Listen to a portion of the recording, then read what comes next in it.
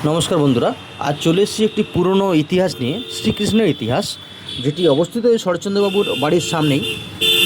আজ ঠাকুরমশাইকে পেয়ে গেছিলাম সঙ্গে, তো ওনার কাছ থেকে শুনে নেবো বাকি ইতিহাসটা। সঙ্গে থাকুন। যিনি করেছেন তার নাম হচ্ছে মুকুন্দ প্রসাদ রায়চৌধুরী বলে। আচ্ছা আচ্ছা। উনি কিভাবে করেছেন, যখন পুরীর মন্দির হয় হ্যাঁ। ওখানে সমাজবাদী ফ্যামিলি নিয়ে পুজো দিল। আচ্ছা এবার ওখানে গিয়ে 15 দিন ছিল। আচ্ছা। সব তীর্থস্থান দর্শন করে আর বাড়িতে ফিরে জগন্নাথ স্বপ্ন দেয়। আচ্ছা হ্যাঁ, ওই মুকুন্দ দেয়। হ্যাঁ। 7 ফুট লম্বা ছিল। আচ্ছা। বুঝলেন? স্বপ্ন দেয়, কেমন স্বপ্ন?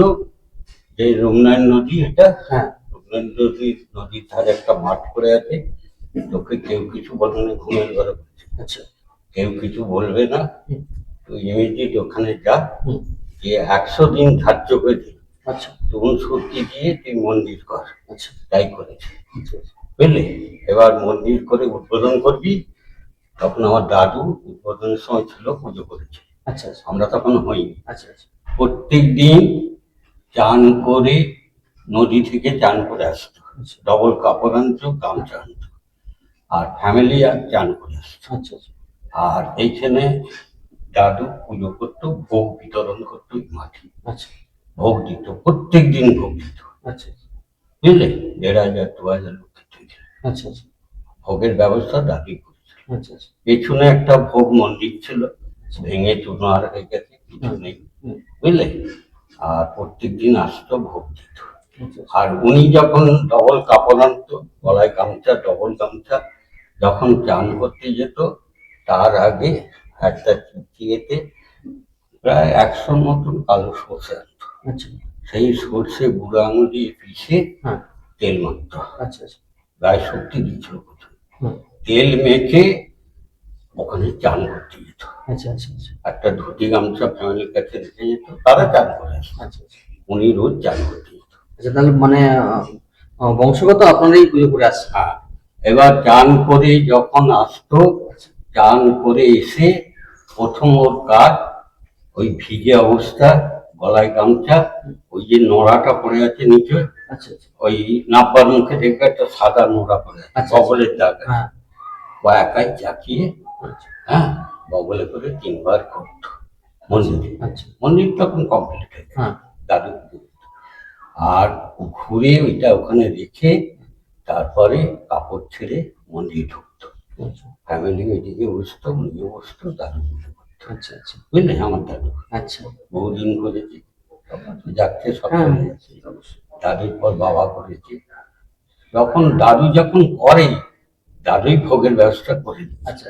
যে দীক্ষা নিয়েছিল তাকে দিয়ে ভোগের ব্যবস্থা করে। হ্যাঁ। আর প্রত্যেক দিন আসতো উনি একা। আবার কোনোদিন ফ্যামিলিকে নিয়ে আসতো, সম্ভব না তো সব ফ্যামিলি নিয়ে রান্না বান্না, আবার ফ্যামিলি নিয়ে আসতো। ঠিক টাইমে 10টা 10:30 ঢুকে এসে এখানে বসতো। ভোগ হয়ে গেলে, পুজো হয়ে গেলে মাঠেতে খাওয়াতো। মাঠে খাওয়ানো হতো ওই মাঠটা, বুঝলে? হ্যাঁ, অনেকদিনের মন্দির দেখে তো বোঝাই যাচ্ছে। হ্যাঁ, এইখানে আপনার নবান্ন থেকে পুজো আসে, কেন্দ্র থেকে ছবি তুলে নিয়ে গেছে, পুজো আছে মাঝে মাঝে। আমারও ছবি আছে কেন্দ্রে, নবান্নও আছে। টালিগঞ্জ থেকে আছে, শিবপুর থেকে আছে, হ্যাঁ, বেহালা থেকে আসে, আন্দুল থেকে আসে, রামতলা থেকে আসে, দমদম থেকে আসে, বসিরহাট থেকে আসে, খড়গপুর থেকে আসে, মেদিনীপুর থেকে আসে। তাদের আসার উদ্দেশ্য কি? যে ফেসবুকে দেখেছে অনেক দিনের মন্দির, তবে যাই বাবাকে একটু পুজো দিয়ে মানসিক করে আসে, তবে পেয়েছে।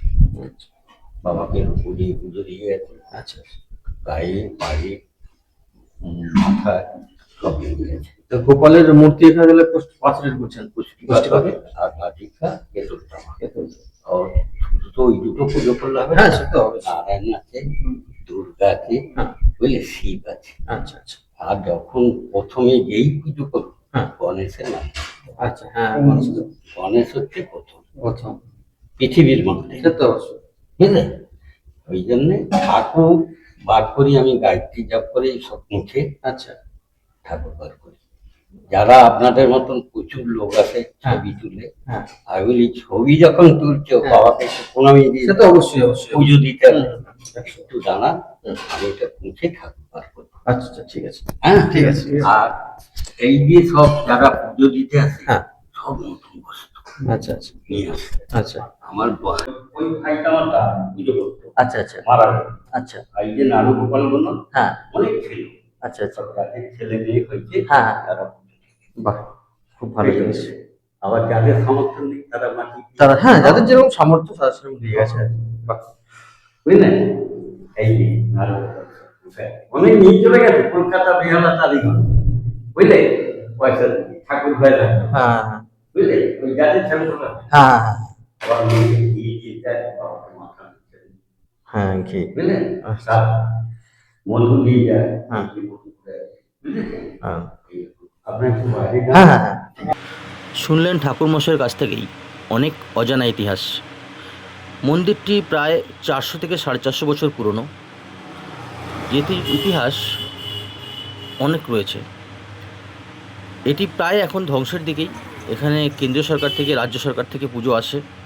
কলকাতায় বিভিন্ন জায়গা থেকে পুজো দিতে আসেন দর্শনার্থীরা। তো আমরাও চাইবো, বা আমি চাইবো, আপনারা যান নিজেদের পরিবার নিয়ে পুজো দিয়ে আসুন নিজেদের সাধ্যমতো, আর দেখে আসুন, জেনে আসুন ওখানকার ইতিহাস। ঠাকুরমশাই সবসময় খুব ভালো মানুষ ঠাকুরমশাই। উনি হচ্ছে সবসময় আপনাদের সাহায্য করবেন, উনি বলেছেন, পাশে থাকবেন, আর ভালো থাকবেন, ভালো রাখবেন। জয় শ্রীকৃষ্ণ। হরে কৃষ্ণ কৃষ্ণ কৃষ্ণ হরে হরে, হরে রাম রাম রাম হরে হরে, হরে কৃষ্ণ কৃষ্ণ কৃষ্ণ হরে হরে, হরে রাম রাম রাম হরে হরে।